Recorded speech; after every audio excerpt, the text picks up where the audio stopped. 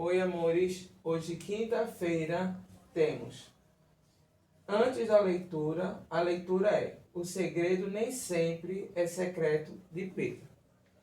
Esse assuntozinho é um diário. O diário, vocês sabem, o diário é uma coisa pessoal, não é isso? É uma coisa que você escreve o seu dia a dia, o que acontece. Sempre está em segredo, está lá sempre informal, né? Uma coisa que você está só você mesmo. Então, é um tipo de você está escrevendo informal. Você escreve lá que é para você mesmo, não é isso? Então, vamos ver, antes da leitura, o que vai acontecer. Então, abra aí o livrozinho na página 248. Abriram? Coloque a data aí antes da leitura. O texto que você vai ler é um trecho de um diário literário escrito por Thelma Guimarães, professora e escritora. Ela nasceu em Marília, em São Paulo, em 1955 e já publicou mais de 150 livros, entre obras infantis e juvenis, em português, em inglês e espanhol. Então temos aí, observe a capa do livro em que o texto foi publicado, que é esse aqui, ó. O Diário Nem Sempre Secreto, de Pedro. Então vamos ver aí. Primeiro, é só para você estar falando mesmo, a gente está falando. Se estivesse aqui na sala, a gente ia estar conversando sobre isso. Em sua opinião, por que as pessoas escrevem um diário? Por que será que uma pessoa escreve um diário?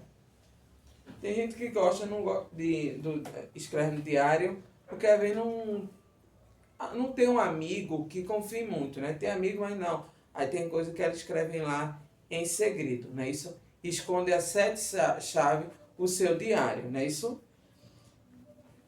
E a letra B é porque o título, a informação nem sempre, que a palavra nem sempre está entre parênteses. Então, nem sempre, segredo de Pedro, nem sempre. Porque a gente sabe que aqui sempre é o quê? É um sigilo, né, gente? O nosso diário é uma coisa sigilosa, é nosso, está guardadinho. Então, esse nem sempre segredo de Pedro, que é sigiloso aqui, ele quer falar sobre isso. Na letra C tem, com base na ilustração da capa do livro de Pedro, é uma criança, um adolescente, então é um adulto. Aí você marca o X. Que tipo de informação você imagina que Pedro registrou em seu diário? Para a gente descobrir, na página 248, vocês vão ter de ler aí o diário de Pedro. Ele já começa aí, não é a primeira página, não é isso? Que você está vendo que está dentro de um conceito, está assim, não é isso? Está lá, né? Que não é a primeira página que ele já está escrevendo, já vem antes, aí ele tem. Ele colocou a data e a hora que ele começou a escrever ali. Ele botou terça-feira, dia 12 de maio, às 22 horas e 59 minutos. Mamãe anda controlada. Não entrou em pânico nem chorou. Aí aqui, ó, ele começa a falar. Ele termina, aí depois ele começa na quarta-feira, também, né, no dia 13 de maio, às 16 horas e 53, na página 249. Ele continua também o seu diário falando aí. Na página 251, você vai estudar estudo de texto. Aí tem o primeiro. O diário lido trata-se que você havia imaginado antes da leitura. Você imaginava que era isso que Pedro ia. Se você ler, vocês vão responder isso aí. Segundo, em que lugares acontecimento é relatado por Pedro? Quais são os lugares que ele relata? Terceiro, no diário, Pedro expõe uma situação nova ocorrida com ele. Que situação é esse? Qual é o seu lado positivo? Aí vocês têm letra B. Após essa situação, Pedro apresenta um fato que incomodou. Que fato é esse que ele esperava? Quarto, Pedro e Zeca ficavam amigos após passar por um acontecimento em comum. Que acontecimento foi esse? E por que isso os aproximou? No quinto, escreva o diário. Pedro apresenta algumas informações nos cabeçalhos. Contorne a seguir essas informações. Vocês viram logo no começo, eu falei quais são as informações, né? B. Por que essas informações são importantes em um diário? Por que é importante? Porque é o dia, né? Indica ali, né? O dia, né? Isso, o momento registrado. Como eu sempre falo, é importante registrar, colocar a data ali. Então, Pedro ele colocava a data e colocava a hora. É isso? O momento que acontece, né? Isso daquela ocasião para ele. E na página 252 também tem a continuação. Vocês vão ler. Vou parar agora, porque daqui a pouco eu venho com a parte de gramática, tá certo? Espera só um pouquinho. Hoje voltamos agora com concordância verbal. Concordância verbal, gente, você vai ter um sujeito, não é isso? Lembra que tem um sujeito simples e composto. Simples quando é um só, composto com dois. Então, a concordância verbal, o sujeito vai concordar com o verbo. Quando ele está no singular e quando ele está no plural, tá certo? Aí a concordância verbal, caso do verbo, certo? Aí você tem que ver, aí vai falar aqui no livro que a gente vai ler, do núcleo do sujeito, que é o sujeito, que é o principal. Vamos lá, abra o nosso livrinho na página 253. Coloque a datinha de hoje, por favor. Aí temos aí, o barco navegava no mar. Na B, as fortes ondas arrebatavam na praia. Na oração A, o sujeito, o barco. A palavra central, barco. Na B, as fortes ondas. Então, ondas é a palavra central. As palavras principais do sujeito de uma oração recebem o nome núcleo do sujeito, que é o principal. Então, o barco é o sujeito. Então, o núcleo do sujeito é barco. Na outra é as fortes ondas. Quem é o sujeito? Ondas. Então, ondas é o núcleo do sujeito, certo? Então, temos aí um quadradinho verde. O navio e o barco navegavam. Tem dois sujeitos aí, né?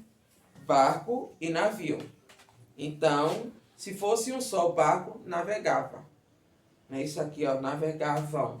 Então, os dois está no plural, certo? Então, a concordância verbal está aí. Nessa oração, o sujeito é composto por dois núcleos, navio e barco. Por isso, a forma verbal navegavam está no plural, concordando com os dois núcleos que eu falei, tá vendo? No quadrinho lilás.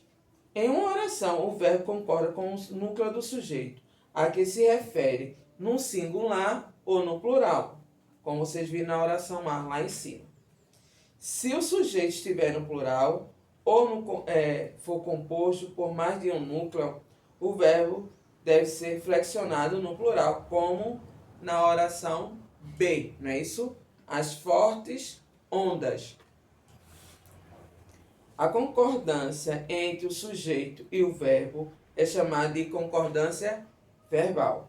Vamos para a página 254, para a nossa tarefinha. Coloca aí a data. Colocaram? Vamos lá. Primeiro, observe a oração a seguir. Vocês têm aí nesse azul. A criança imagina aventuras no espaço. Então, está falando a criança. Ela está se referindo aí o quê? A criança. A criança. Então, a criança aí é o sujeito. E quem é o núcleo do sujeito? Criança. A criança é o sujeito, certo? O núcleo do sujeito é criança. Não é isso? Imagina aventura no espaço. Então, uma criança só está imaginando a aventura no espaço. Primeira pergunta. Qual é o núcleo do sujeito dessa oração? Quem é o núcleo? Só criança. Letra B. Como faria se essa oração, se o núcleo do sujeito fosse crianças? Aí você vai colocar toda essa frase no plural. Então vai ficar o quê? As, você vai colocar aqui, ó. As, coloca um S. As crianças imaginam o quê? A aventura no espaço. Então, aventuras já está no plural, só você vai colocar imaginam, não é isso? Na letra C. Além da alternativa do sujeito, que outra alternativa você percebeu? Que o verbo foi para onde? Para o plural, não é isso? Imaginar, né? O verbo imaginar. Ele foi para o plural, não é isso? As palavras foram para o plural. Na letra D, por que isso ocorreu? Porque teve o quê? A concordância verbal, não é isso? Que concordou o quê? O verbo com o sujeito. Aí você coloca aí.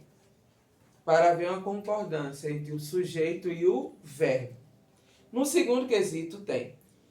Completa as orações usando os verbos entre parênteses, fazendo as devidas concordâncias verbais. É a mesma coisa de você estar conjugando o verbo. Se tem dúvida, lembra as páginas que tem para conjugar os verbos, tá certo? Aí tem aí a menina vôlei. Aí vocês têm entre parênteses gosta e gostam. Aí você tem que ver aí se está no singular ou no plural. Letra B, elas todo ano. Aí tem a palavra acampa e acampam. Letra B, a mesma coisa tem no singular e no plural, ok? Na página 255, terceiro, reescreva as orações a seguir, substituindo o sujeito em destaque pelas expressões entre parênteses. Faça as alterações que forem necessárias. Vocês têm aí. Eu está em destaque. Amo visitar a vovó. Entre parênteses tem nós. Então você vai substituir eu por nós. Então vai ficar o quê? Nós amamos viajar, né, visitar a vovó. Você olha a mudança que tem. O primeiro, eu amo visitar a vovó. E o outro é nós. Nós amamos visitar a vovó. Conjugamos o verbo visitar, não é isso? Aí, que tem, e tem o amor. Amo, do verbo amar. Então, vocês vão fazer isso em todos aí. No quarto, reescreva as frases a seguir, passando-as para o singular agora. Preste bastante atenção e faça os ajustes também. Na letra A, as mulheres surfam. Vai ficar no singular. A mulher surfa. Certo? No quinto, escreva as frases a seguir, dessa vez passando-as para o plural. Faça os ajustes necessários. O prédio da cidade é bem alto. Então vai ficar o quê? Os prédios da cidade são bem altos. A enfermeira ajudou o paciente. Então vai ficar as enfermeiras ajudaram os pacientes. O professor passou uma tarefa divertida. Então os professores passaram umas tarefas divertidas. Terminamos por hoje nossa tarefinha. Façam, se tem dúvida, procurem no livro de vocês, onde tem para conjugar os verbos, tá certo? Que essa precisa bastante. Beijo, até a próxima aula.